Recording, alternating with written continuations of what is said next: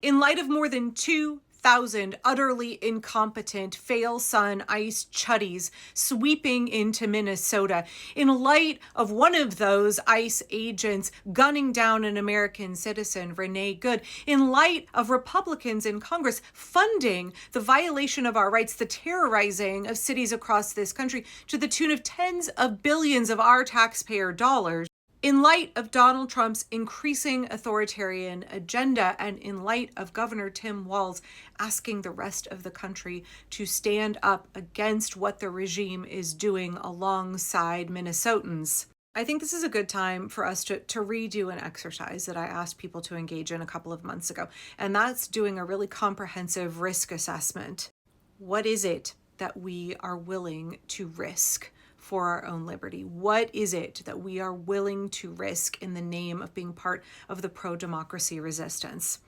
Because I have a feeling that in light of what's happened in the last 24 hours, and more than that, since the beginning of the year, right? Donald Trump invaded Venezuela just a couple of days ago. Remember that?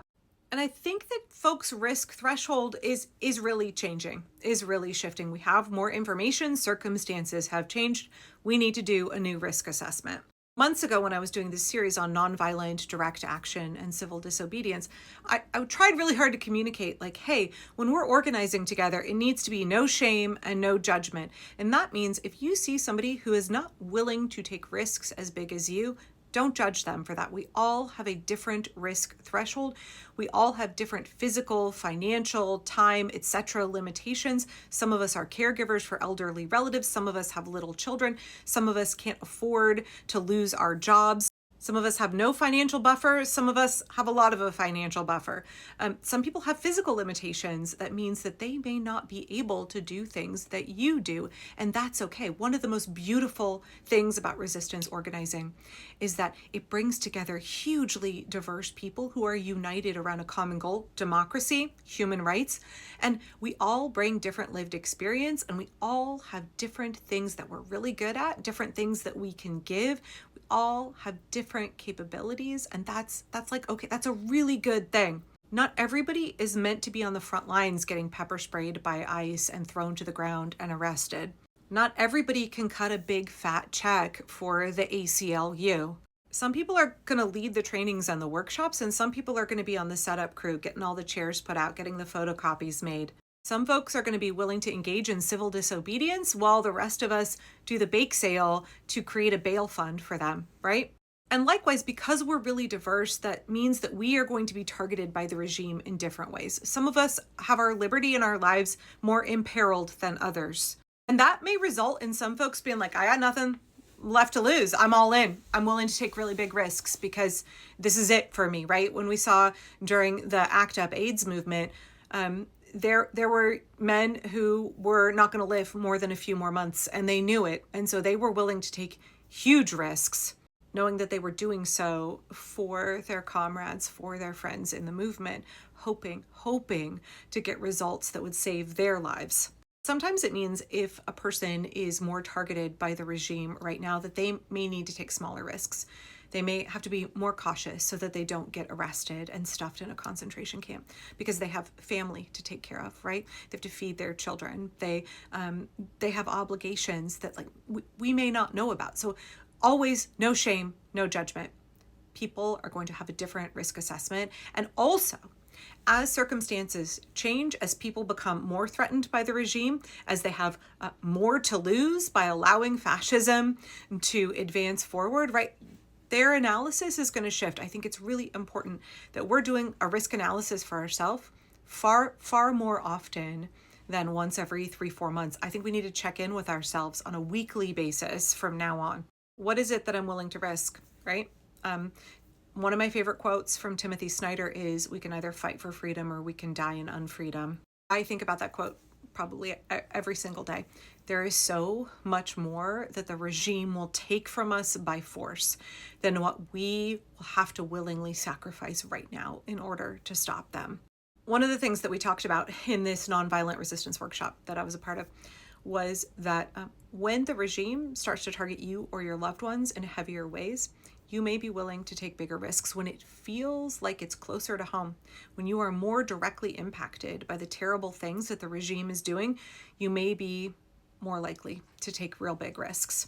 And I guess that's why I'm asking people to kind of do a little bit of a risk assessment. Say, what is it that I have to lose if this regime continues to advance? What we saw in Minnesota yesterday, I think, was pretty crystal clear evidence of the fact that the regime feels like they should be able to kill you in the street if they want, and that ICE should not be questioned, should never be held accountable. There will be no justice, that they can just get away with that, right? The future America that Donald Trump and the Republicans and ICE envision is one where the regime can gun you down in the street and then tweet out about how it was your fault. I do think the more brutal this regime gets, the more of our rights they try and strip away, the more apparent it is becoming to people what the future of this country will look like if we don't stop them. I hope that's becoming apparent to people. So when you realize how bleak the future is going to be, when you realize how few rights that you have, when you realize how much oppression we will actually have to live under, if we are not willing to take risks right now, I know I keep repeating my grandpa's favorite saying, but we have to risk it for a biscuit. If we are not willing to take risks right now, they will take away everything from us in the future. They don't want a constitution. They don't want anybody here who's not a white man to have rights at all.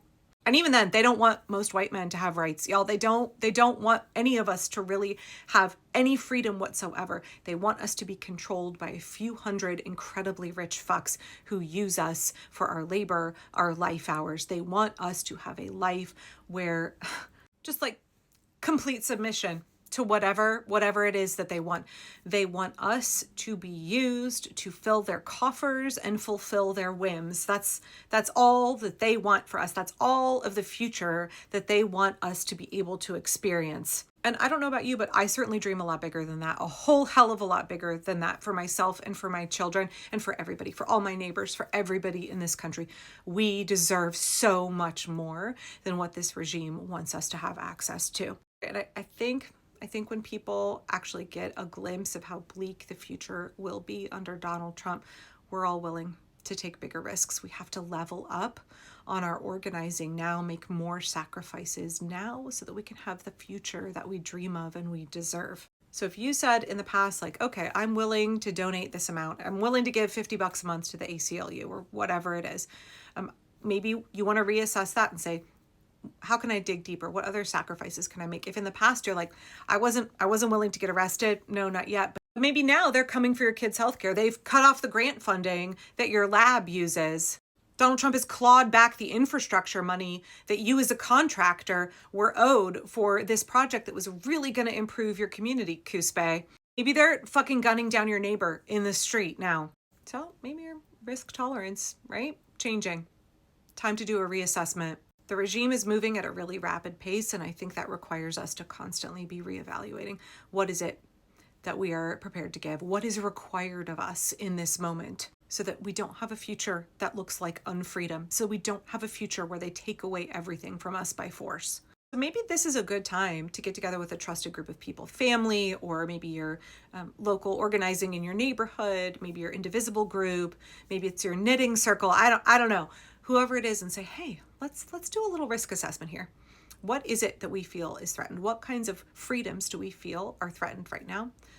What is it we would be willing to sacrifice in order to protect those freedoms, in order to protect ourselves, our children, our neighbors, our future? How does that look different from 4, 5, 6 months ago? How have circumstances changed, and how does that necessitate we make adjustments, right? And what does that look like for our organizing, for our responsibility as the American people to defend our liberty? What does that look like for the next week, the next month? I said 11 months ago that I thought most Americans were not prepared for the level of sacrifice it was going to take to get us out of this mess. It's a good time for us to look back over the last year and see what they have already taken away, as we have not managed to stop this in the first year. See what they have already taken away. How has life changed in the last year for you, for your neighbors, for your children?